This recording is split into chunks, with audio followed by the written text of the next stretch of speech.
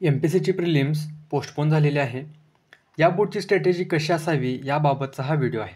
मित्रांनो, तुम्ही देखील ही गोष्ट ऐकलेली असाल की time moves slowly but passes quickly. बघा, असं म्हटलं जातं की वेळ जी आहे तर ते एखाद्या कासवाप्रमाणे जात असताना दिसते, पण जेव्हा ते निघून जाते ना तेव्हा असं वाटते की त्याची गती ही चित्त्यासारखी होती. ओके, म्हणूनच बघा, एक रियालिटी दर्शवणारा हा व्हिडिओ आहे. या व्हिडिओमध्ये बघा आपण दोन गोष्टींवर चर्चा करणार आहे. एक तर रियालिटी काय आहे सध्याची, ओके, जी जाणून घेणं खूप गरजेचं आहे. ओके, ही एक पहिली गोष्ट. आणि दुसरं एक आयडियल प्लॅन कसा असावा, या दोन गोष्टींवर आपण आज चर्चा करणार आहे. व्हिडिओला शेवटपर्यंत नक्की बघा, तुम्हाला खूप जास्त फायदा होईल. बघा, रियालिटी काय आहे याच्यावर आपण पहिल्यांदा बोलूया. बघा, आजपर्यंत सिनारिओ काय होता की 28 सप्टेंबरला एक्झाम होती, ठीक आहे. पण काल एक निर्णय झाला, त्यानुसार ठरवलं की 9 नोव्हेंबरला एक्झाम होईल. बघा, 28 सप्टेंबरला जर का एक्झाम झाली असती तर काय झालं असतं, आपण या पॉसिबल सिनारिओवर चर्चा करूया.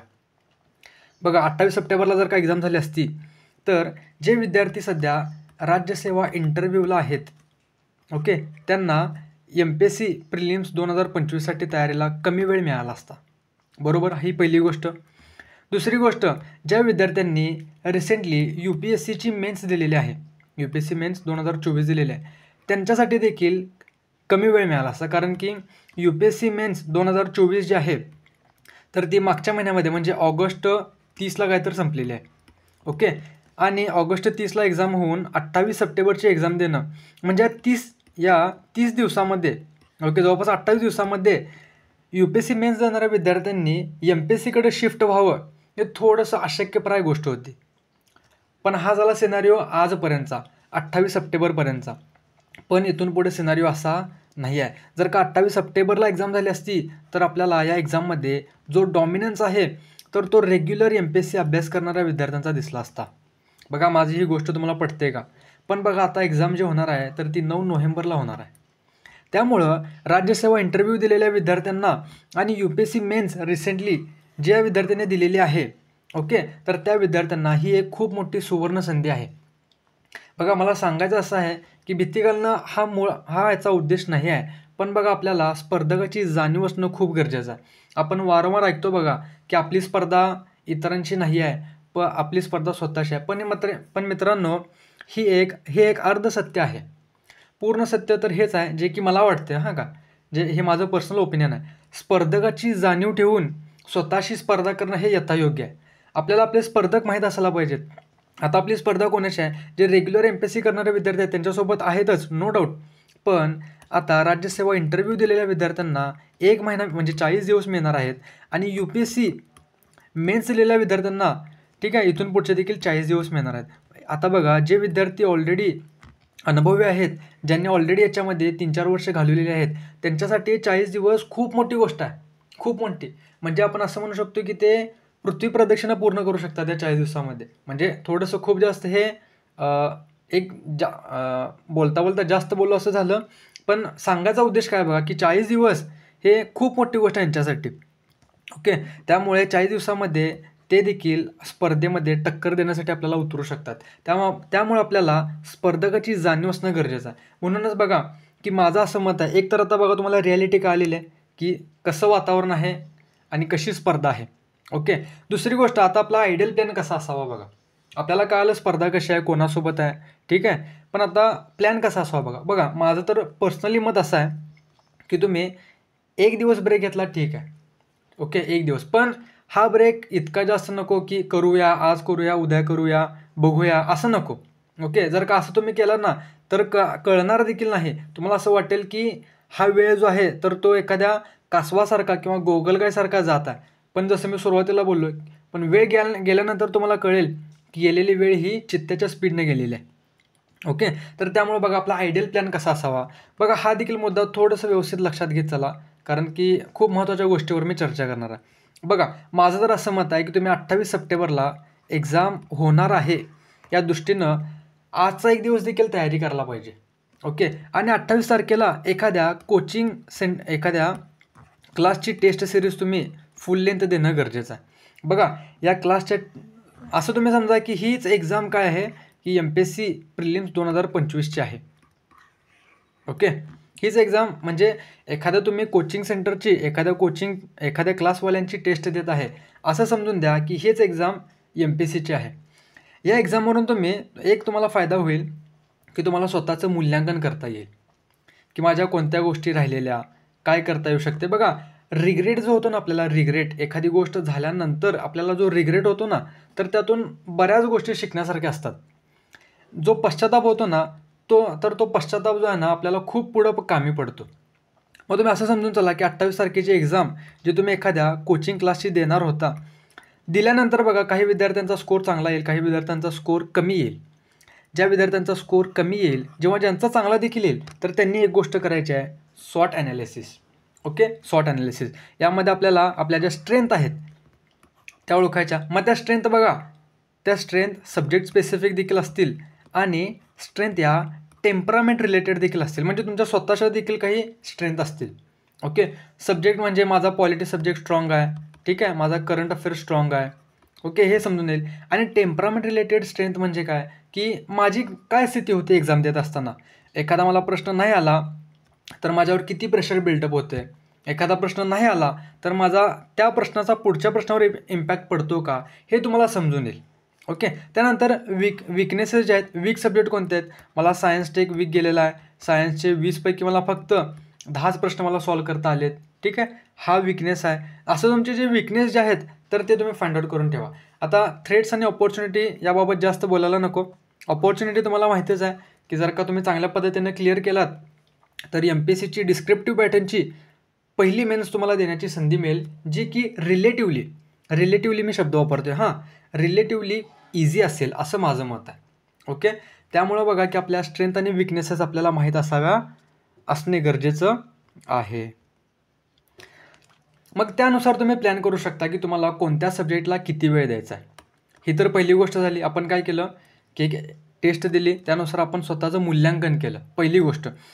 दुसरी गोष्ट काय करायची आहे बघा, की ज्या गोष्टी आपण आज करूया नंतर करूया असं म्हणत शेवटी ठेवलेलं. उदाहरणार्थ बघा, अनेक विद्यार्थी काय करतात, समाजसुधारक आहे ना, ठीक आहे 2 मार्कालाच येते, आपण नंतर करूया, शेवटच्या दिवशी करूया, यासाठी रट्टा मारायला लागतो. ओके, शेवटच्या दिवशी करूया असं म्हणून आपण यांना टाळाटाळ करतो, ठीक आहे. त्यानंतर बघा एक्झाममध्ये आपल्याला अपॉइंटमेंटवर प्रश्न येतो.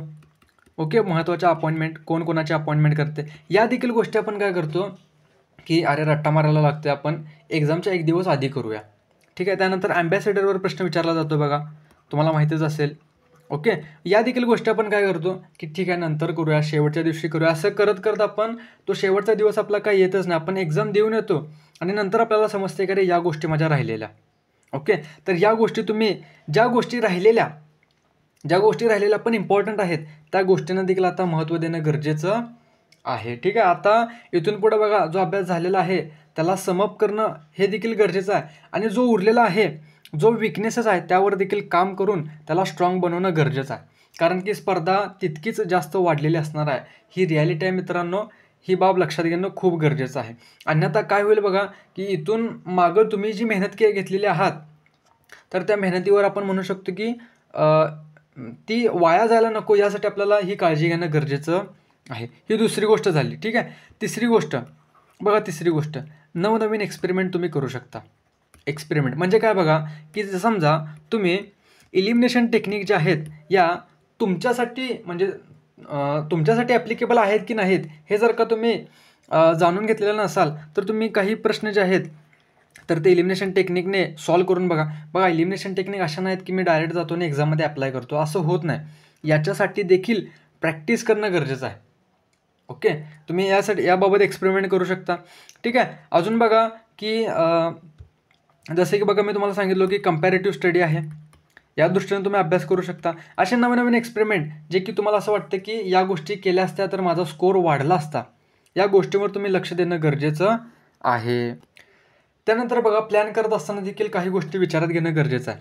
बघा 9 तारखेला आपली एक्झाम आहे, प्लॅन करत असताना रिव्हर्स प्लॅन करा, ठीक आहे. आता 9 तारखेला एक्झाम आहे, मी 8 तारखेला आणि 7 तारखेला काय करणार आहे, ओके 6 तारखेला काय करणार आहे, असं रिव्हर्स प्लॅन करत आहे. बघा 7 आणि 8ला अभ्यास होणार नाही आहे, ही गोष्ट म्हणजे एक रिॲलिटी आहे. कारण की बघा यामध्ये तुम्हाला अनेक विद्यार्थ्यांना एन्झायटी असते की माझं होणार की नाही होणार, नाही झालं तर काय करायला पाहिजे. अशा सर्व गोष्टी आपल्याला एक्झामच्या 2 दिवस आधी त्रास द्यायला सुरुवात होतात आणि रिॲलिटी आहे सगळ्यांसोबत होता त्या. मी जेव्हा एक्झाम देत होतो तेव्हा माझ्यासोबत देखील या गोष्टी झालेल्या आहेत. ओके. आणि मी अक्षरशः माझ्या मित्रांना रडताना देखील पाहिलेलं आहे, की "अरे, मला काहीच आता आठवत नाही. एवढा अभ्यास केला मला काहीच समजत नाही." ही रिॲलिटी आहे आणि ह्या गोष्टी होणार आहेत. बघा ज्या गोष्टी ऑलरेडी होणार आहेत ते आपल्याला ऑलरेडी माहीत असेल, तर त्या गोष्टींची दाहकता आपल्याला कमी करता येते. ओके. एक तर आपल्याला एन्झायटी असते आणि दुसरी या एन्झायटीमुळे आपल्याला अभ्यास होत नाही. आणि समजा तुम्ही काही करून अभ्यास करायला देखील बसलात तर दुसरी गोष्ट असते फोमो. याला म्हणतो फिअर ऑफ मिसिंग आउट. आता याचा अर्थ काय आहे बघा, की आपल्याला अभ्यास करत असताना देखील आपल्याला जाणवायला लागते, की अरे पॉलिटीमध्ये माझं हे राहिले वाचायचं, सायन्समध्ये ते राहिले, हे करायचं राहिले, ते करायचं राहिले. ओके. अशा गोष्टी आपल्याला म्हणजे काहीतरी राहिल्याची भावना आपल्या मनामध्ये निर्माण होते. ओके. या 2 गोष्टी एक्झामच्या 2 दिवस येणार आहेत, सगळ्यांसोबत होतात. त्यामुळे या 2 गोष्टी तुम्ही हे जे 2 दिवस आहेत, तर हे तुम्ही म्हणजे हिशोब लावत असताना यांना कन्सिडर करूच नका. ठीक आहे. प्लॅन हा 6 तारखेपासून करा. मग तुम्ही बघा लास्टचे म्हणजे एक दिवस एक सब्जेक्टला रिव्हिजनसाठी देऊ शकता. ओके. असा रिव्हर्स प्लॅन करा. मग बघा हे तर झालं आपल्या लास्टचे 6 दिवसांचं 1 नोव्हेंबरपासून 6 पर्यंत.